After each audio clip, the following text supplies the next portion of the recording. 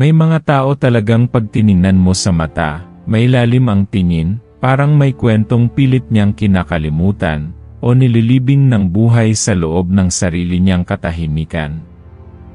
Ganon si Clara. Isang gabi, sa gilid ng kalsadang putikan at halos walang ilaw, may isang babaeng nakasuot ng lumang duster, may hawak na laruan sa kamay, at paulit-ulit lang na sinasabi, wala na sila, habang nakatingin sa kawalan. Akala ng mga tao baliw siya. Ginagawang biro, kinukuhanan ng video, nilalayuan. Pero ang hindi nila alam siya pala ang huling takbuhan, kapag may dumarating na nilalang na hindi mo maipapaliwanag. Si Clara, na ang totoo'y hindi baliw, kundi tagapaghiganti ng mga nawala, dahil sa mga halimaw na matagal nang nananahan sa tabi-tabi. Mga aswang na nagkukubli sa anyo ng mababait na kapitbahay. Mga matanda sa kanto. Isang manghihilot. Minsan, kahit sariling kamag-anak. Pero bago siya naging tagapaghiganti, isa rin siyang biktima. Dati, isa lang siyang simpleng dalaga sa isang liblib na barangay sa Antique. Tahimik ang buhay nila ng kanyang nanay kahit kapos sa pera. Pero masaya. Si Clara'y kilala bilang masipag, tahimik, at may mabuting puso. Palaging may bitbit na gulay mula sa bukid, palaging may alok na tulong sa matatanda. Pero isang gabi, bigla siyang nagbago. Nakita na lang siyang pag-alagala. Hindi na umuwi. Nagtatawanan ang mga bata sa kanya, tinatawag siyang Clara Baliw. Wala nang nagtanong kung bakit. Wala nang nag-alala. Maliban kay Mang Ilyo, isang dating sundalo na ngayoy tahimik nang namumuhay bilang tagabantay ng sira-sirang waiting shed sa barangay. Si Mang Ilyo ang tanging taong hindi natakot kay Clara. Hindi baliw yan, anya. Matalino yan sobra pa. Minsan, nakita ni Mang Ilyo si Clara sa may ilog, nakatingin sa madilim na tubig, hawak ang lumang kwintas ng kanyang ina. Umiiyak siya, pero walang luha. Sa likod ng mata niya, may galit na hindi maipaliwanag. Pagkaraan ng ilang gabi, nagsimulang mawala ang mga alagang hayop ng mga taga-barangay. Sunod ang isang matandang babae na palaging nagbebenta ng kakanin, hindi na umuwi. Wala ring nakakita sa kanya muli. Tapos, may batang bigla na lang napabalikwas sa gitna ng gabi, sinasabi raw may humahaplos sa kanya habang natutulog. Marami ang natakot. Pero mas marami ang nagbulag-bulagan. Lahat ng ito, pinanood lang ni Clara. Tahimik. Walang inik. Para bang may sinusubaybayan siya. Hanggang sa isang gabi, may dumating na bagong pamilya sa barangay, isang ama, ina, at batang lalaki. Mabait sila. Mapagbigay. Pero may kung anong kakaiba sa kanilang bahay. Laging sarado ang mga bintana kahit mainit. Laging may amoy na parang nasusunog na dahon tuwing gabi. At ang batang lalaki, palaging gising sa hating gabi, nakatingin sa dilim na parang may kausap. Si Clara, na nooy halos hindi na pinapansin ng mga tao, ay biglang nakita ni Mang Ilyo sa harap ng bahay ng bagong pamilya. Umuulan noon. Hindi siya gumagalaw. Para bang may inaantay. Umalis ka na, Hija, bulong ni Mang Ilyo. Pero hindi siya gumalaw. Kinabukasan, nakita ng mga tao ang pintuan ng bahay ng bagong pamilya na bukas. Walang tao. Pero may bakas ng basang paa, hindi ng tao, kundi parang hayop. Malalaki. May mahahabang kuko. At sa ilalim ng puno ng mangga nakita si Clara. Basang-basa, nanginginig, pero may hawak na maliit na pulseras ng batang lalaki. Sa tabi niya may dugo ang gunting. Siya ang pumatay, sigaw ng isa. Baliw talaga. Dapat ipakulong na yan, sabi ng isa pa. Pero bago pa siya kuhanin ng mga tanod, biglang nagsalita si Mang Ilyo. Bakit wala ni isang patak ng dugo sa katawan niya? Bakit puro sunog ang loob ng bahay? Hindi sila makasagot. Simula noon, lalo nang naging mailap si Clara. Pero nagsimula ring manahimik ang gabi. Wala nang nawawalang bata. Wala nang alagang hayop na kinakatay. Si Clara ay hindi baliw. Isa siyang bantay. At bawat gabi, sa katahimikan ng barangay, maririnig mo ang mahina niyang bulong habang nakaupo sa dilim. Alam kong hindi pa kayo tapos. Alam kong may natitira pa sa inyo, hindi siya naghahanap ng awa. Naghahanap siya ng susunod. At ang tanong ngayon, sino ang susunod na akala mo'y tao, pero halimaw pala? At sino ang susunod na biktima kung magkamali ka ng tiwala? Tuloy ang kwento. At sa bawat gabi, mas lalalim ang kadiliman. Dahil ang baliw na babae sa kanto siya pala ang tagapaghiganti ng mga nilamon ng dilim. Hindi naman agad naging ganito si Clara. Bago pa siya pinagsuspetsahang baliw, bago pa siya tinakbuhan ng mga tao sa tuwing siya ay dadaan, may isa siyang buong mundong sinikap niyang kalimutan, o baka nga hindi niya kailanman naintindihan. Ang kanyang ina, si Aling Teresa, ay kilalang manghihilot sa kanilang bayan. Tahimik ito, masalita lang kapag may kasamang matatanda, pero bihirang ngumiti. Ang mga kapitbahay, nagagalang sa kanya, pero may mga bulong-bulungan. Nasa tuwing may batang nilalagnat na hindi gumagaling, si Aling Teresa ang tinatawag. Na kapag may buntis na hirap manganak, si Aling Teresa ang huling hinihintay bago tumuloy ang sanggol sa mundong ito. Si Clara noon ay palaging kasama ng ina. Tahimik din, matanong, pero mapagmasid. Lumaki siya sa bahay na laging may amoy ng pinaglagaan ng dahon, insenso, at usok. Sa gabi, naririnig niya minsan ang ina na may sinasambit sa wikang hindi niya kilala, habang hawak ang isang makalumang kahon na gawa sa kahoy na maitim, at may ukit ng araw at buwan sa magkabilang dulo. Nay, ano yan? Minsan niyang tanong. Pangproteksyon, maikling sagot ng ina. Hindi na siya nagtanong muli. Hanggang isang gabi, noong siya ay 12, may narinig siyang kaluskos sa bubong. Mainat. Mabigat. At may kasunod na pag-ungol, parang hayop, pero may tunog ng pag-iwi ng tao. Napasigaw siya. At sa loob ng ilang segundo, nandoon na agad si Aling Teresa. May hawak itong itim na kandila, at sa bintana, may sinisigaw siya habang nag-aalay ng usok. Kinabukasan, nagkunwaring walang nangyari ang ina. Pero si Clara, mula noon, hindi na muling natulog nang hindi yakap-yakap ang rosaryo ng lola niya. Paglipas ng mga taon, nagsimulang lumabo ang mata ng kanyang ina. Naghina ang katawan, at nang isang araw ay atakihin ito sa puso, walang nakakita sa bangkay kundi si Clara. Iyon ang gabi na unang narinig ni Mang Ilyo si Clara na paulit-ulit na bumubulong sa sarili. Wala na sila, pero ang totoo, hindi lang ang ina niya ang nawala. Nang gabing iyon, may mga bakas ng dugo sa loob ng bahay. May marka ng kuko sa sahig, at ang kahon ng kanyang ina nawasak. Mula noon, tahimik na ang gabi. Pero sa katahimikan, may umaalon na pangamba.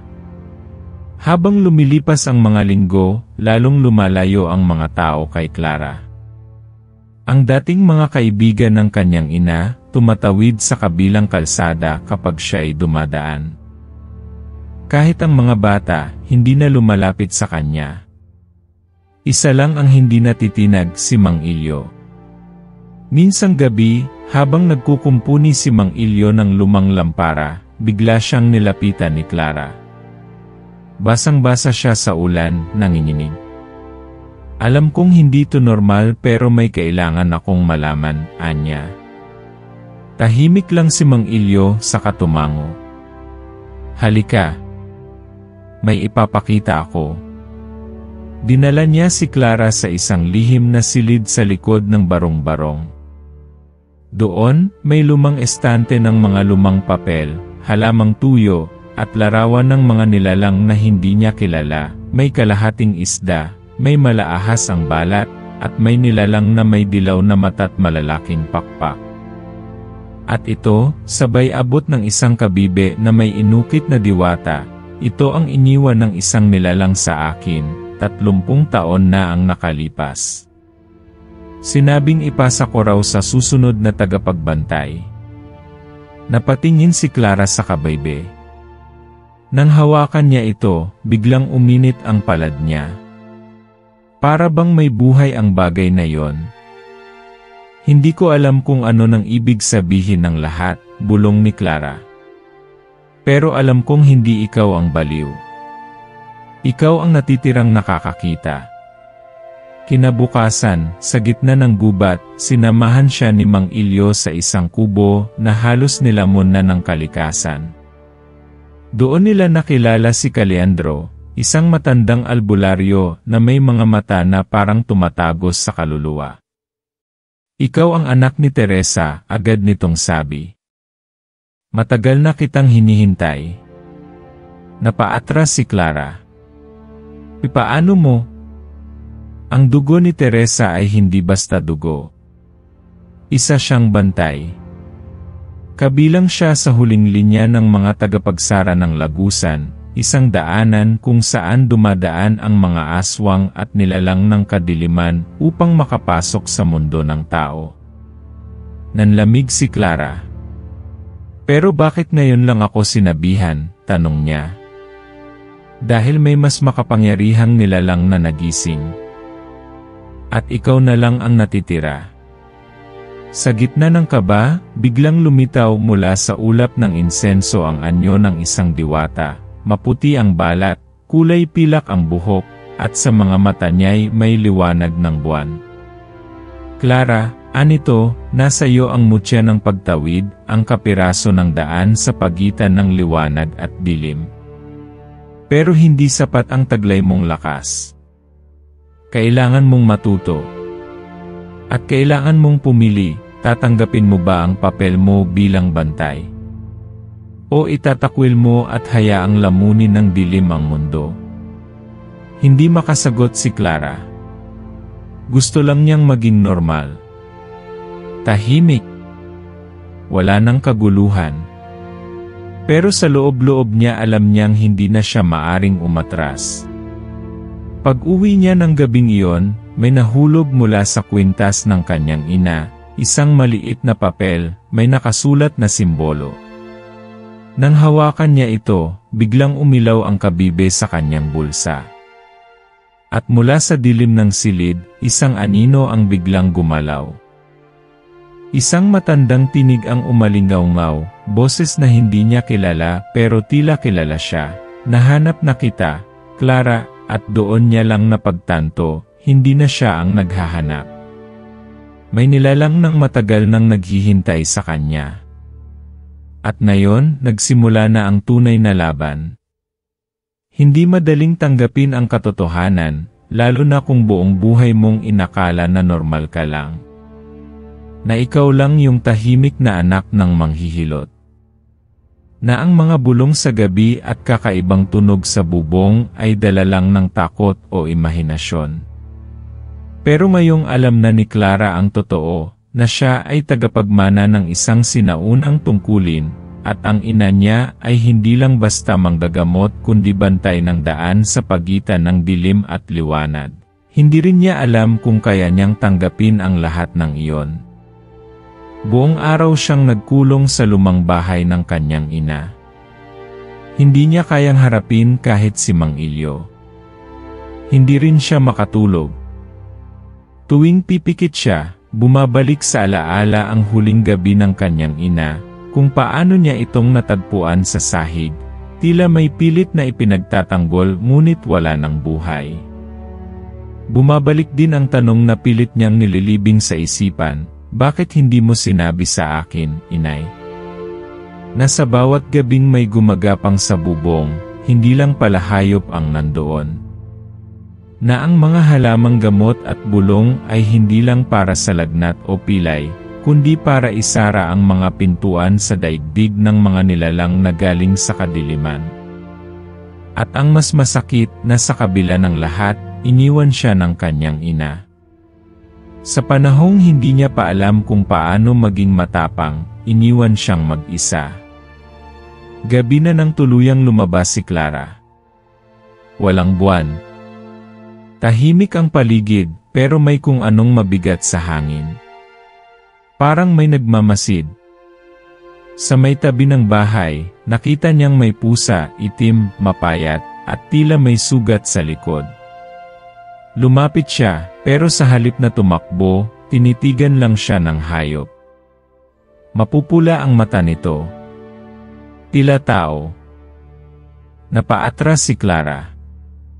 At sa isang iglap, tumalo ng pusa sa bakod, saka biglang naglaho sa dilim. Kinabukasan, dumalaw si Mang Ilyo. Tahimik lang ito, may daladalang itim na bag, may kailangan kang malaman, anya. Sa loob ng bag, may isang lumang libro, balat ng ahas ang takip, at may inukit na mata sa gitna. Ayon kay Mang Ilyo, ito raw ang aklat ng pagitan, isang lihim na talaan ng mga tagapagbantay, kung saan nakatala ang mga nilalang, mutya, at sagradong daan na tinatago sa karaniwang mata. Bago pa man niya mabuksan ang libro, biglang bumukas ang pinto. Malakas. Walang hangin, pero waring may dumaan. Tumayo si Clara, inikot ang paningin, pero walang tao. Pero may bakas ng putik sa sahig. Mabaho. Parang nabubulok na karne.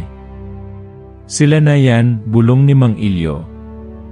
Pinagagalaw na ng kaaway ang kanyang mga anino. Dahil sa takot at galit, muling bumalik si Clara kina Leandro. Dito niya sinimulan ang pagsasanay.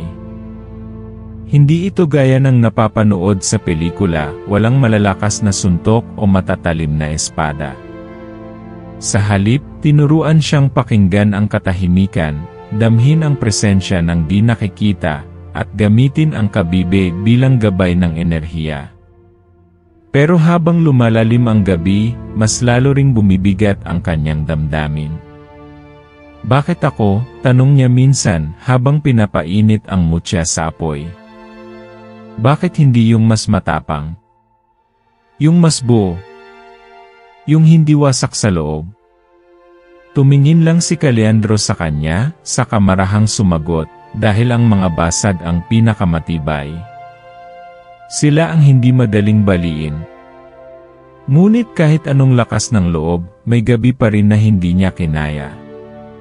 Minsang gabi, habang nagpapahinga sa silong ng kubo, may lumapit sa kanya, isang batang babae na tila gawa sa usok. Mapuputla ang mata, duguan ang paa.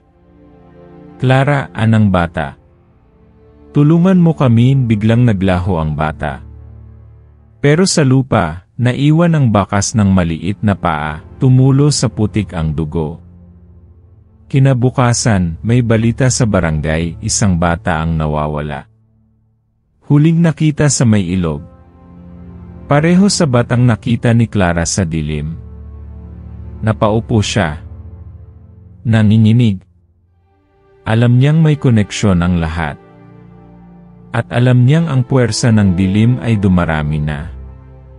Gabi-gabi na ring napapansin ng mga tao ang mga kakaibang ingay sa bubong. May mga asong tila kinakaladkad sa likod ng bahay. At ang mga hayop sa gubat nagsisilipatan. Pero hindi pa rin siya handa. May gabi pang muntik na siyang sumuko. Naisip niyang iwanan ang lahat. tumakbo. Maging isa na lang ulit sa mga tao sa gilid ng mundo. Hindi ko ito ginusto, bulong niya sa sarili. Pero isang gabi, habang umiiyak sa likod ng punong kahoy, may lumapit sa kanya, isang matandang babaeng nakaputi, may buhok na puti at mata na asul. Diwata. Tahimik. Payapa ang mukha. Hindi ikaw ang pumili ng landas na ito, anak, ani nito. Pero ikaw ang pinili ng liwanag. At ang liwanag hindi kailanman lumalapit sa mga hindi kayang magbuwis ng sarili. Bago siya tuluyang naglaho, may iniwan itong mutya, liwanag sa loob ng isang kristal na buto. Maliit. Matingkad. At may init na parang puso ng ina. Doon lang niya naintindihan na ang totoong laban ay hindi lang sa dilim sa labas, kundi sa dilim sa loob. At kung hindi niya yon kayang harapin, paano niya maliligtas ang iba? Umuugong ang hangin sa barangay. Sa mga dahon ng saging, sa bubong ng yero, sa pagitan ng mga katahimikan sa gabi, parang may umuungol. Hindi sigaw, pero parang paalala. Parang banta. Araw-araw, may nawawalang manok, kalabaw, aso. Sa umpisa, iniisip pa ng mga tao na gawa lang ng magnanakaw o ligaw na hayop. Pero nung makita ng isang matandang mangingisda ang bangkay ng sariling aso, wala ng balat, parang sinipsip ang loob, doon na nag-umpisa ang takot. May masamang espiritu, bulong ng matatanda. Baka multo ng mga ninuno, sabi ng ilan.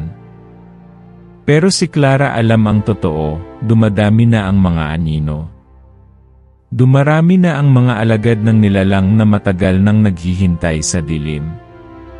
At hindi lang ito basta halimaw, ito'y isang matandang aswang na pinakawala ng pagsira ng kahon ng kanyang ina. Isang nilalang na tinatawag sa mga lumang talaan bilang Alkaira, reyna ng mga tagalagas, tagasira ng mga tagapangalaga. At ngayon, alam niyang si Alkaira ang hinahanap siya.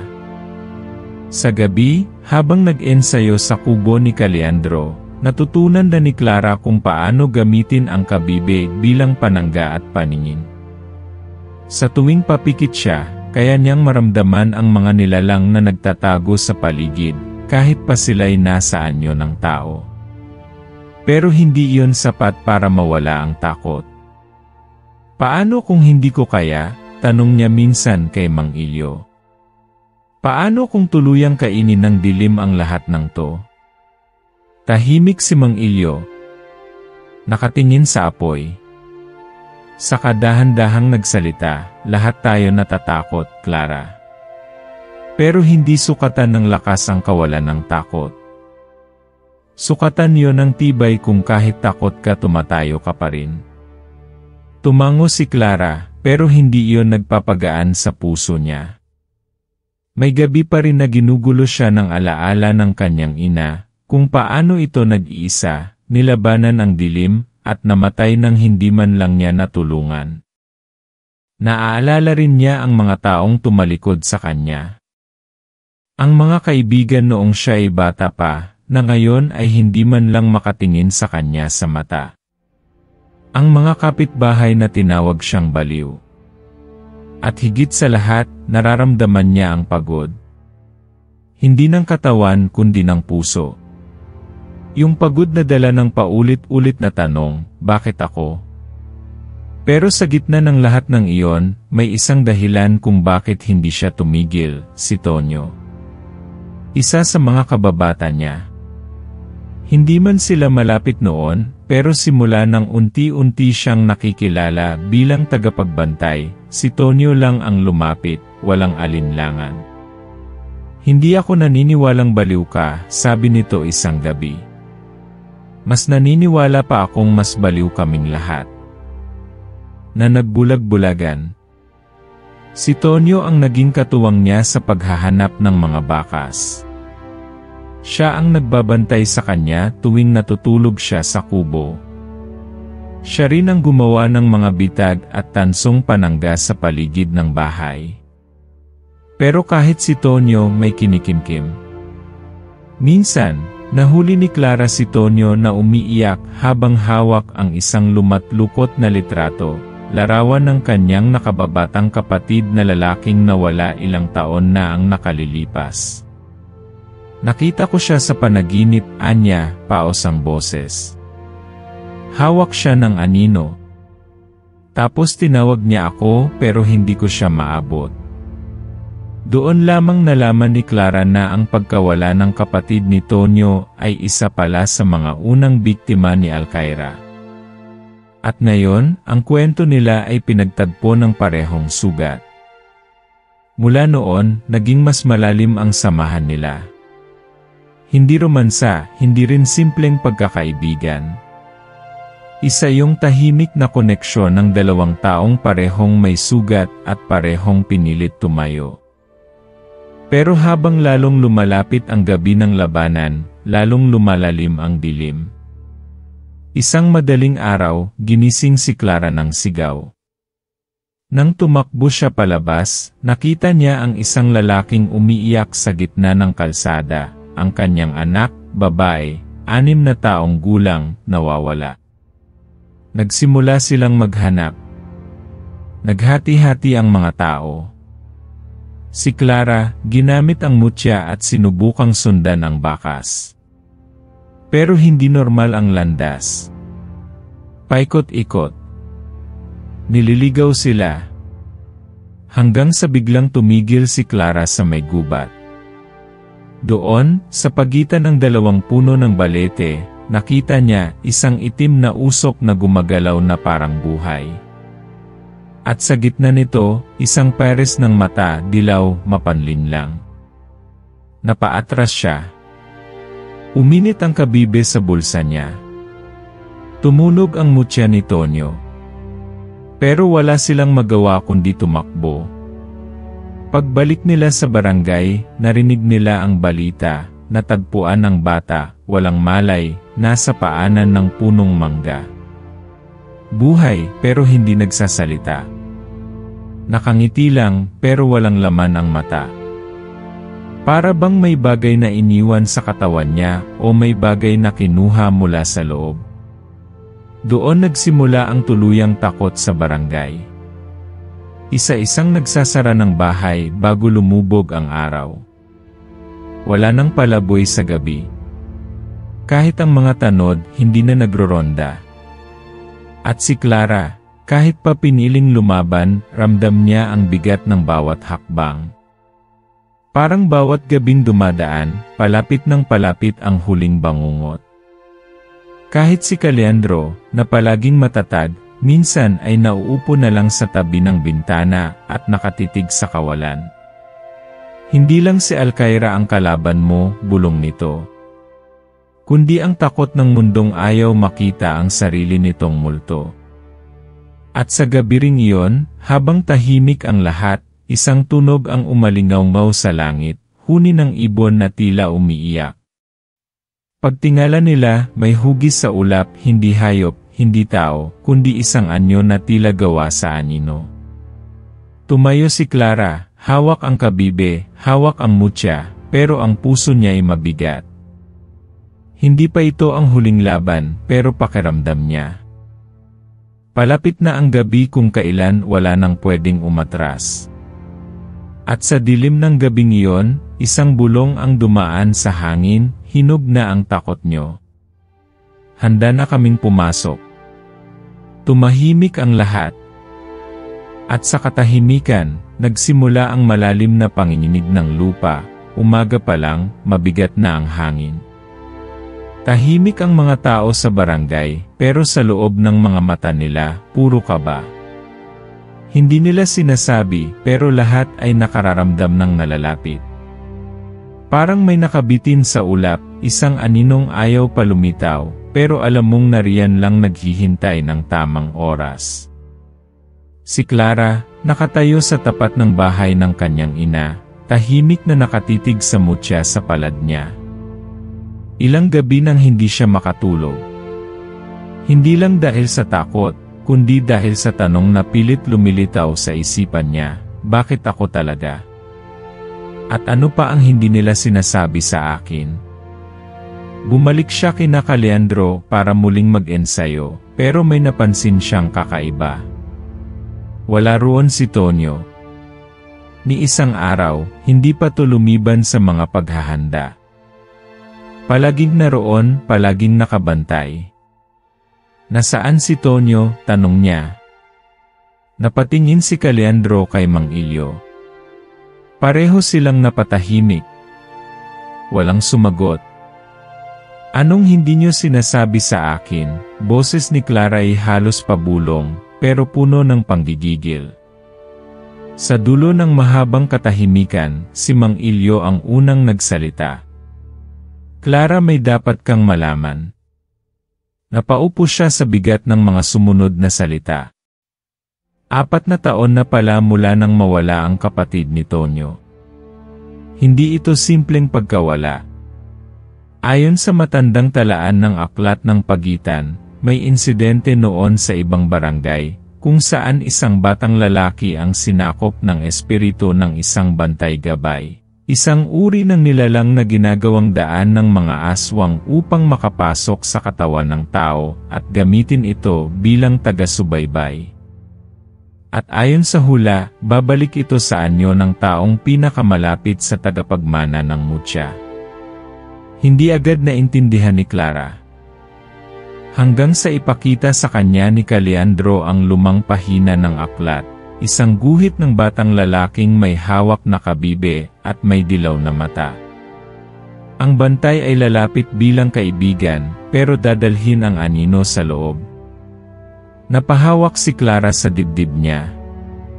Parang nilalamig ang katawan niya pero pinapawisan. Hindi kami sigurado, ani Leandro, kaya hindi agad namin sinabi.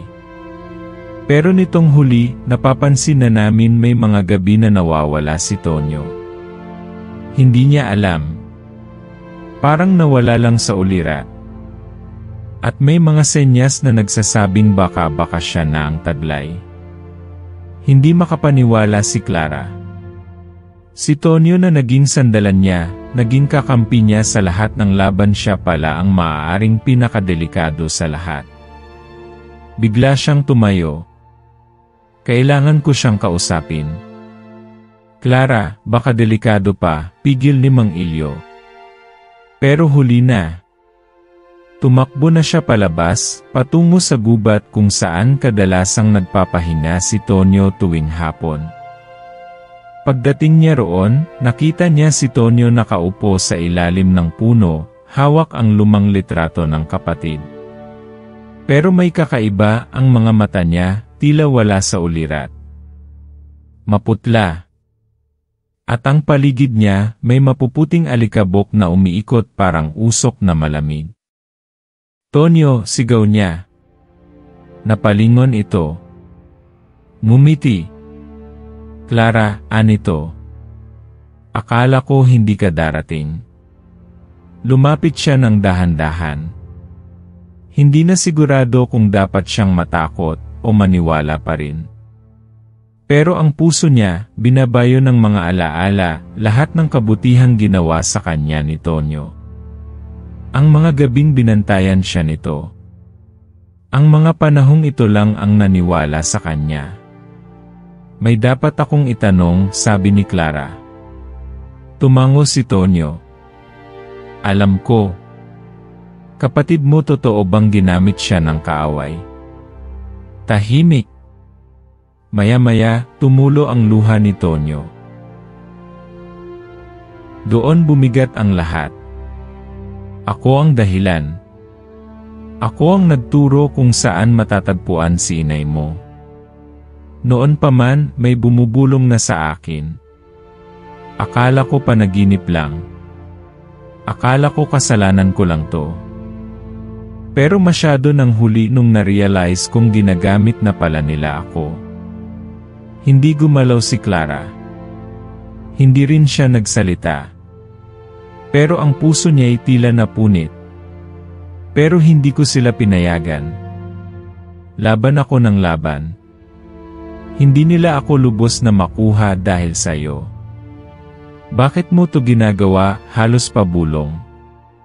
Dahil kahit may dilim sa loob ko, ikaw lang ang tanging liwanag na hindi nila masira. At kung ako ang daan nila papunta sa'yo, kailangan nating putulin ang daan na yon. Biglang lumamig ang paligid. Mula sa likod ng mga puno, may gumapang na anino. Unay isa, tapos dalawa, hanggang sa parang may buong hukbo ng mga nilalang na lumilitaw sa ilalim ng lupa. Walang mukha. Parang usok na may kamay. Parang siningil ng kadiliman ang utang nila. Hinila ni Tonyo si Clara. Tumakbo ka na. Ako na ang bahala. Hindi, sigaw niya. Hindi kita iiwan. Pero biglang sumiklab ang mutya sa palad niya. Umilaw ng matindi, mainit, maputi, at lumulon sa mga anino sa paligid. Umatras ang dilim. Napaso. Pero ang katawan ni Tonyo, biglang gumapang ang itim na usok. Pumasok sa mga mata niya. Sa ilong. Sa bibig. Clara, huling sambit niya, kung kailangan mo akong labanan gawin mo. Pero tandaan mo, kahit kailan hindi kita ipinagkanulo. At tuluyan siyang binalot ng dilim. Napahiyaw si Clara. Ang kaibigang naging kasama niya sa bawat hakbang, ngayon naging sisidlan ng kalaban. At sa gitna ng gubat na yon, habang kumakapal ang ulap sa langit, at ang hangin ay tila may dalang sigaw ng mga kaluluwa. Isang panibagong takot ang sumibol sa dibdib ni Clara. Paano kung para manalo kailangan niyang patayin ang nag-iisang taong naniwala sa kanya? Nagsimulang umulan. Hindi malakas, pero sapat para lumamig ang gabi at magmistulang balot ng usok ang paligid. Si Clara, basang-basa sa ulan, nakatayo sa gitna ng gubat na pinangyarihan ng lahat, ang simula, ang katotohanan, at ngayon ang laban. Sa harap niya, si Tonyo, pero hindi na siya ang Tonyo na kakilala niya. Ang katawan nito'y nakatayo, pero ang galaw ay hindi kanya. Ang mga mata, dilaw at walang laman. Mula sa likod ng kanyang batok, gumagapang ang itim na usok na parang may sariling buhay. At sa bawat hakbang niya palapit kay Clara, parang may bahagi ng puso ng dalaga na napupunit. Tonyo, mahinang tawag niya. Kung naririnig mo pa ako, lumaban ka. Pero hindi ito sumagot. Sa halip, inangat nito ang kamay at mula sa lupa, may biglang sumulpot na mga aninong may hugis tao pero walang mukha. Umuungol sila, gumagapang, at parang nauuhaw sa init ng katawan. Humugot ng hininga si Clara. Inilabas ang kabibe at mutya. Ang kabibe kumikislap ng bughaw, habang ang mutya ay nagliliyab ng maputing apoy. Hindi pa siya bihasa, pero wala ng oras para matuto. Ang gabi dumating na, at ang dilim ay ayaw nang umalis. Nagmadali siyang ikinumpas ang kabibe sa hangin, at sa bawat ikot nito, may liwanag na sumusuntok sa anino. Umiiwas ang mga nilalang, nasusunog ang katawan nila sa liwanag, pero patuloy pa rin silang sumusugod. Hindi to sapat, sigaw niya sa sarili. Napalingon siya kay Tonyo. Nakalapit na ito. Isang kamay ang umabot sa balikat niya. Sobrang lamig. Sobrang bigat. Pero hindi siya gumanti. Tumitig lang siya sa mata nito. Tonyo, nandyan ka pa, pakiusap niya. Alam kong hindi ikaw ang halimaw. Sandali, tila nagalaw ang mga mata ni Tonyo. Parang may kumislot. Parang gusto nitong magsalita.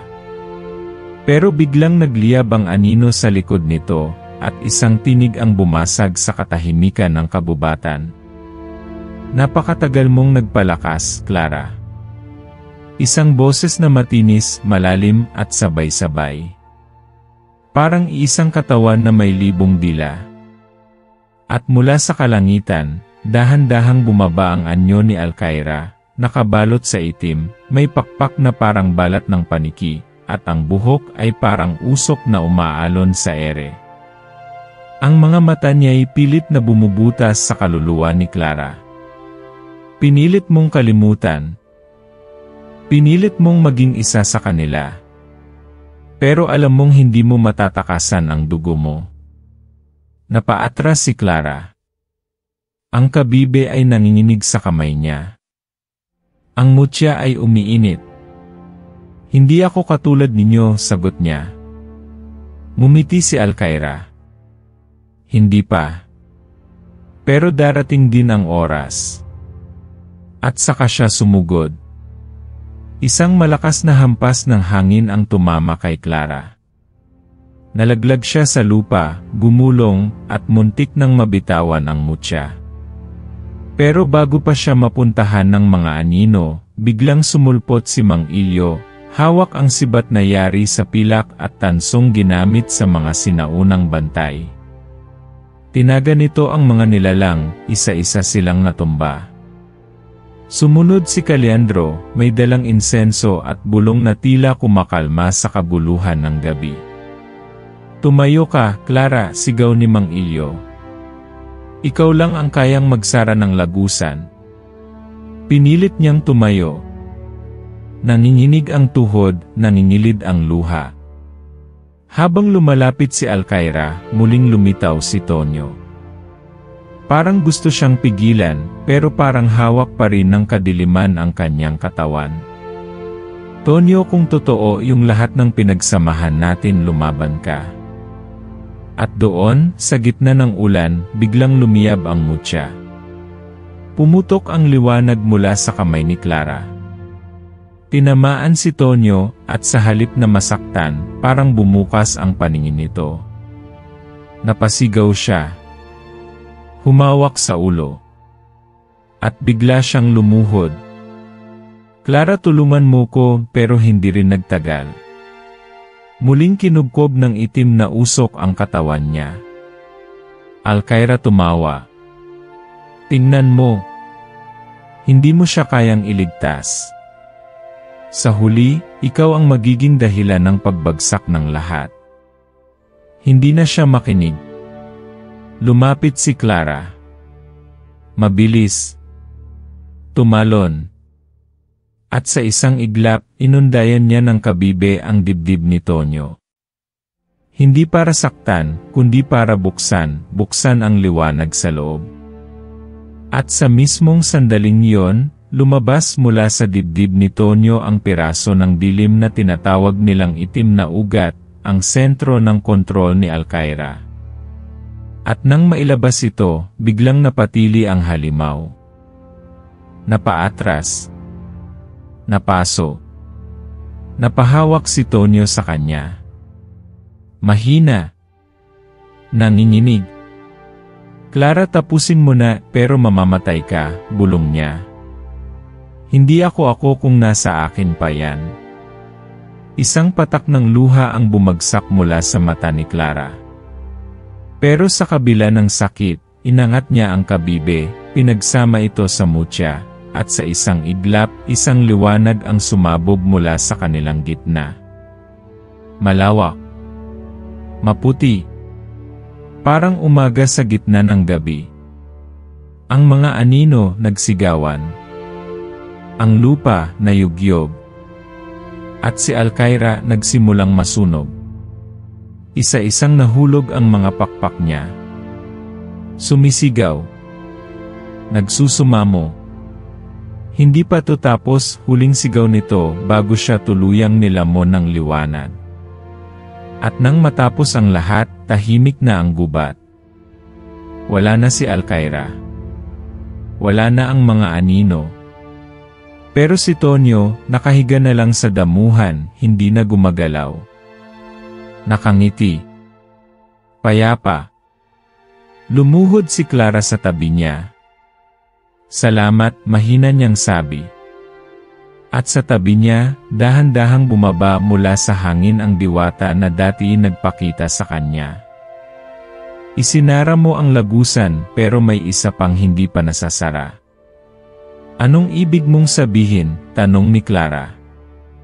Umiti ang diwata. Ikaw ang susunod na bantay ng daan. At hindi lang isa ang pintong darating. Doon niya naintindihan na ang laban na yung gabi ay simula pa lang. At sa katahimikan ng bagong araw, habang bumababa ang ulap sa kabubatan, ang liwanag sa kanyang palad ay hindi na lang proteksyon. Ito na ang kanyang sumpa, kanyang lakas at kanyang tadhana. Umaga na. Sa wakas, umabot din ang liwanag.